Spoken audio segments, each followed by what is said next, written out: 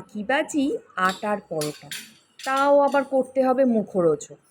যাই হোক, প্রথমে 2 কাপ আটা নিয়ে নিলাম, তার সাথে নিলাম একটা সিদ্ধ করা আলু, বড় মাপের আলু, আর তার মধ্যে দিয়ে দিলাম টমেটো কুচি, ধনেপাতা কুচি, কাঁচা লঙ্কা কুচি, একটু বিট লবণ, আর দিলাম লেবুর রস, একটা বড় লেবুর রস, আর তার সাথে দিয়ে দিলাম একটু গোলমরিচ গুঁড়ো, একটু জিরে গুঁড়ো।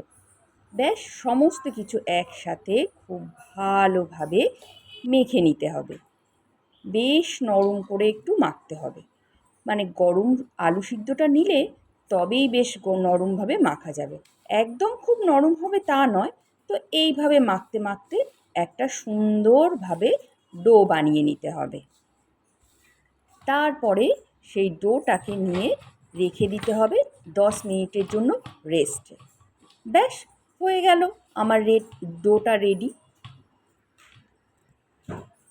তারপরে কিছু শুকনো আটা নেব, নিয়ে ডো থেকে একটু করে লেচি নিয়ে বেলে ফেলবো পরোটার আকারে। সেটা তুমি গোলও বানাতে পারো, আবার ট্রাইঅ্যাঙ্গেলও করতে পারো।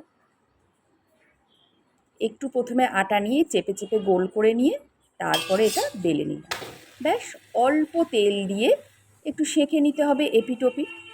তারপরে আবার একটু তেল দেব, দিয়ে ভালোভাবে এপিট ওপিট লাল করে মুচমুচে করে ব্যাস রেডি করে নিতে হবে আটার মুখরোচক পরোটা। এটা কিন্তু ফাঁকিবাজি পরোটা হলেও খেতে কিন্তু দারুণ লাগে। তোমরা কিন্তু বানিয়ে দেখো আর কমেন্ট করে জানিও এটা কেমন লাগলো তোমাদের। কেমন? দেখতেও বেশ কালারফুল, দেখো টমেটো, ধনেপাতা কুচি, ক্যাপসিকাম দিয়ে